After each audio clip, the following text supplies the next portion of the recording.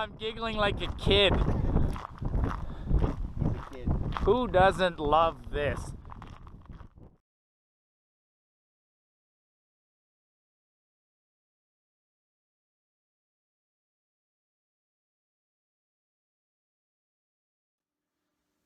Before I dive into part two, or start part two, I just want to talk a little bit about walking on ice. You saw Jeff and I walking on ice, and some people might be nervous about that.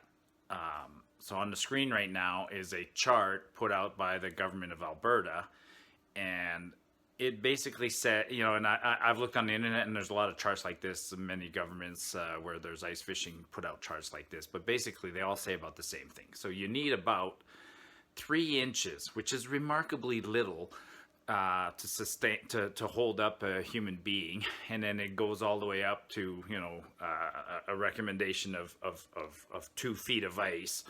I said 3 feet. You need 2 feet for a full size 1-ton pickup truck like the one I normally drive. So, because what happens, remember, is the ice is thick, but underneath there's water, so the ice is floating on water. So if you have a 3-inch slab of ice that's floating on water, it's pretty heavy. It'd be a whole different story if you had a slab of ice and there was a void, there was nothing underneath. Then I don't think a slab of ice that was just above air would hold a person at only 3 inches thick. Which brings up one of the concerns we have when walking on a reservoir like this, is that the water level underneath the reservoir can vary. So we could actually find ourselves walking on a slab of ice that was above the water. But that wasn't the case here. We tested it. So we had more than 3 inches. We were absolutely safe walking. Enjoy part two, folks. It's not very long. You can't see, but 7:20. Wow, what a gorgeous night. And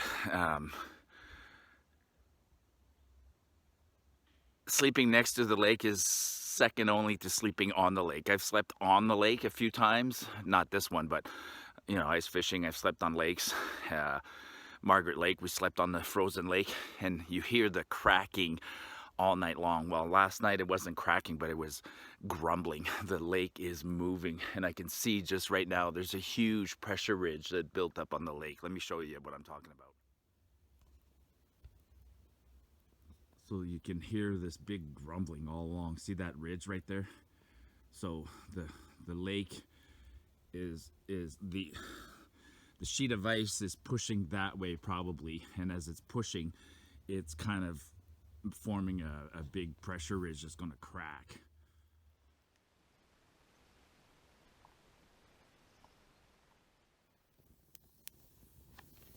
Again, the ice is actually hard. We had to smash it. It's not snow, it's ice, which is good because a pot full of ice is almost already water. You know, it's a 2-to-1 ratio instead of a 10-to-1 ratio of snow. But nothing's more important again than that fire and that coffee in the morning.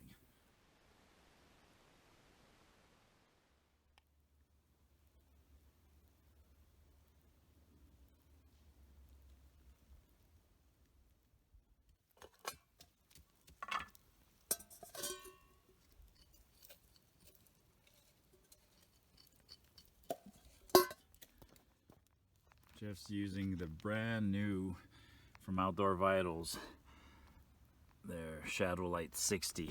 So it's not Dyneema. What is it? Robic and Spectra. Robic and Spectra. Very typical of the new ultralight packs, except that they went with the zipper right down the back. So it creates 2 different pouches, but the zipper goes all the way through the main compartment.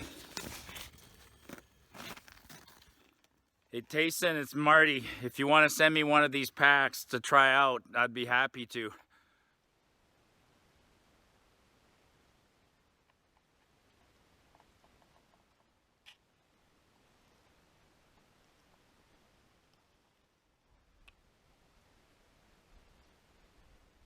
All right, leave it as clean as we found it, if not cleaner. And for shits and giggles, we're gonna go down and follow the lake shore.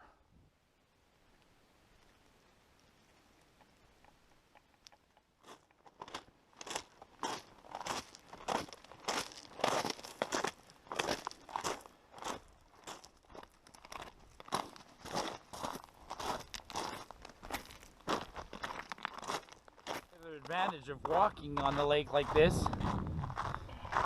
You can go in a straight line instead of zigzagging, and you get a suntan while doing it. Woohoo! I'll try and find a bigger crack to show you just how thick the ice is. Oh, look at that beauty.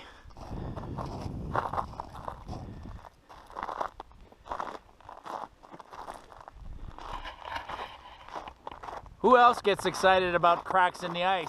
I do.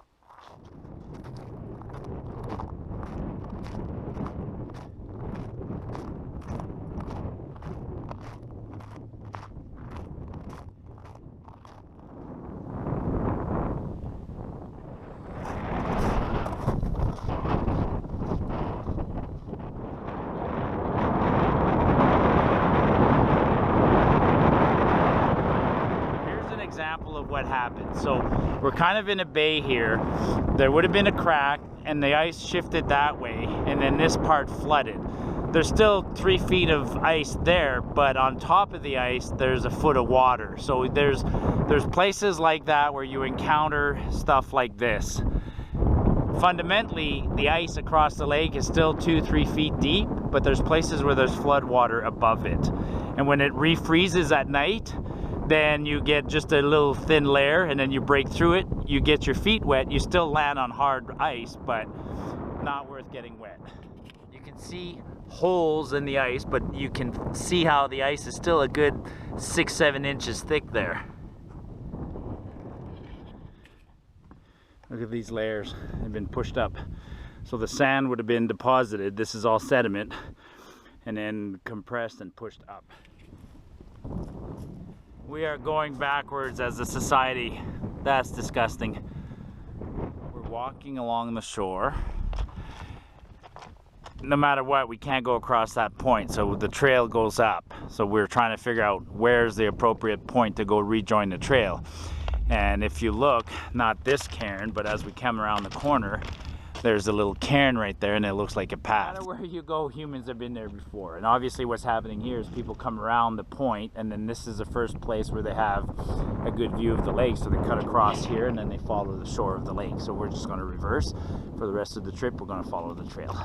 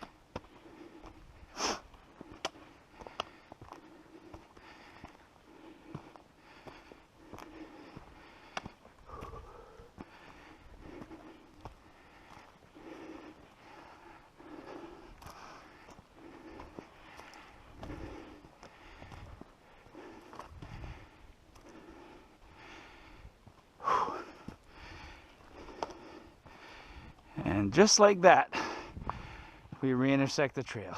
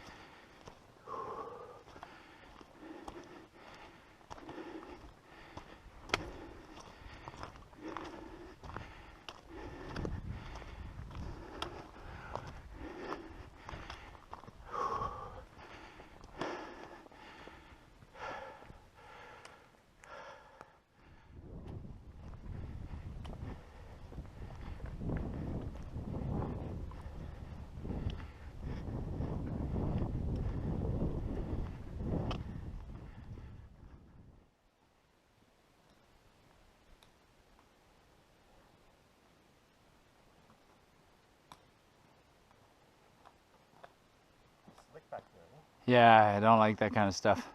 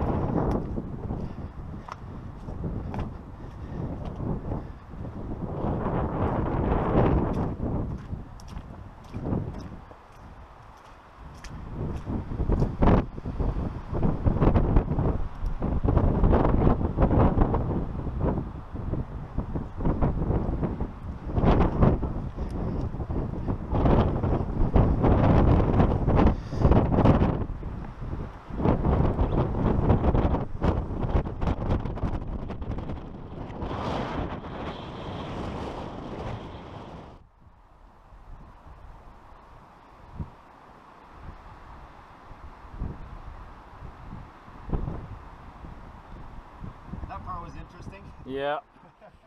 Park crew's doing a little bit of underbrush cleanup. One of the biggest hazards for forest fires is all the dead underbrush. So if they clean it up, then even a small fire will just go underneath and not burn the tops of the trees. All right. Woo! Another one in the books. Another one in the books.